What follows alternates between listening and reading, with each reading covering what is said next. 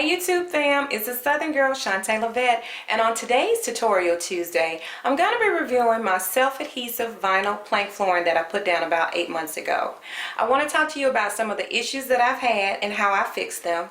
I want to give you a couple of quick tips that I didn't share in my first video, and also give you my review of the pros and cons of this floor. So hopefully you can check it out and stay tuned. So I have my stick and stay adhesive. This is the kind that's recommended for vinyl flooring. I think I paid about $13 or $14 for that. This is actually a cuticle pusher, but you need something that has a flat edge, so you'll be able to lift the edge of the tile. And then I have a paintbrush that's pretty sturdy. You'll also need a heavy-duty book. You'll also need a weight. That's a 10-pounder. And a stick pin to kind of get the glue that's going to ooze out from between the tiles. And of course, a damp rag to wipe up any excess. Okay guys, I just wanted to share with you the couple of issues that I'm having with my floor. This particular tile is right at the front door, and I'm not sure if it's doing this because of the weather or if it's because of my sheet vinyl that I went directly over, but I have a buckle in just one tile. But I am going to show you how to fix that. And then I had a corner right here that's lifting up, and I'm going to show you how to fix that as well. So as you know, this is the vinyl stick tile, and you have their recommendations of, only doing a dry mop, which of course you can't wet the floor, but it'll loosen the tiles. And I did not go over my floors with the weighted roller. I guess you have to rent those, and I didn't do it, so I don't know if that really would have made a difference. But I'm going to show you how to fix these couple of issues. So I'm using my cuticle pusher. This is in my toolbox now, to kind of lift the tile up, not too high, not too hard. You could use a flathead screwdriver for this too. Just getting a good amount of glue. It's going to be kind of messy.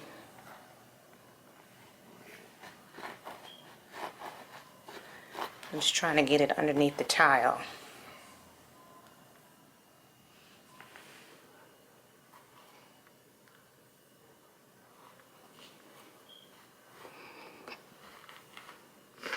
So you definitely want to be generous right in this area, trying to get the glue underneath, because of course we don't want this to come back up. I'm going to put some on the other side.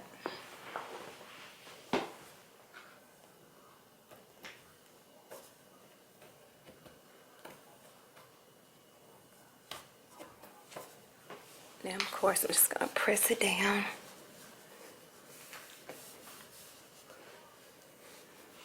Go ahead and wipe up the excess.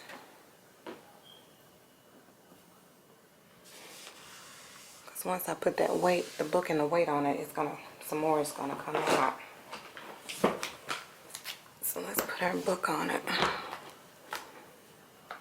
See what bubbles out. And that weight. Now I want to take my little stick pin and just kind of run it down.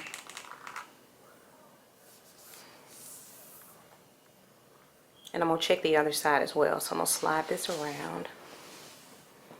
That side looks pretty good. Not too much came out over there. And we'll just put that book right there and leave it in place overnight. So the same thing that I did for the buckle, I'm going to do the same thing here. I'm just going to slide my little tool underneath, just enough that I can get under there to put a little glue down.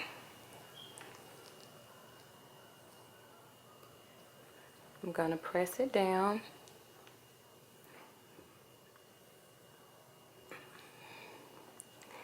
Wipe up the excess.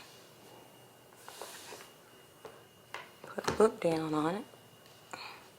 Usually when you do that, you'll see a little bit more come up. So I'm just going to go in with my stick pin.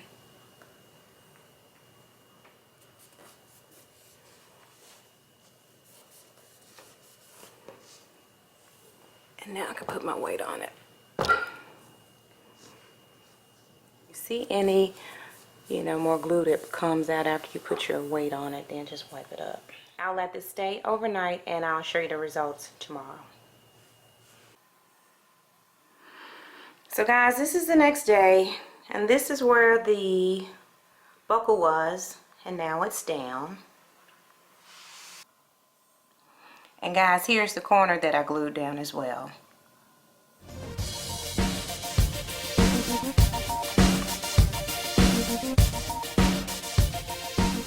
Okay guys, here's a quick tip that I didn't show in my first video, and that is carpet to the towel transition. Usually you have a transition strip. I did not remove this strip all the way. The only thing that I did, I just went underneath and I pried it up just enough where I could slip the towel underneath. So once I determined how far it would slide underneath, that's when I made my cut. And once I got my desired cut, then I just slipped it under there, and then I hammered this back down into place. So I never removed this strip. And I have another one on the other side. Let me show it to you. This strip was pretty long, and I did the same thing. I just pried this strip up, I made the tiny cut, and then I hammered it back down into place. Now this one was probably the hardest one to do because it was such a small strip, but I managed to get it done, and I think it looks great. So guys, here's my review of this floor. It really looks like wood. I can say it really transformed the look of our kitchen. The color is great. I really like the color. It's not too light, it's not too dark. Easy installation. You don't have to hire someone to do this. You can actually do it yourself.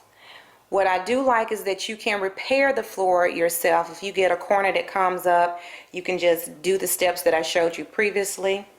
It's easy to replace. Unlike laminate floors or wood floors that may interlock, you can just pry one tile up and replace it. Put a little glue on it and you're good to go. It's easy to clean because you just do a damp mop on it. You don't have to really wet the floors down because you don't want to loosen the tiles.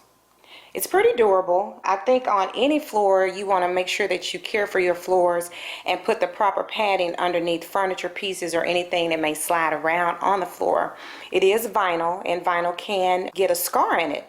I mean, you don't want anybody scratching something sharp across you, so you wouldn't do that to your floors either. Most importantly is cost. The cost of this floor, I was able to do all of my breakfast nook, my kitchen, this hallway, my half a bath, the foyer, and it was an area that I don't think I ever showed this area, and that was this little hallway going into my basement.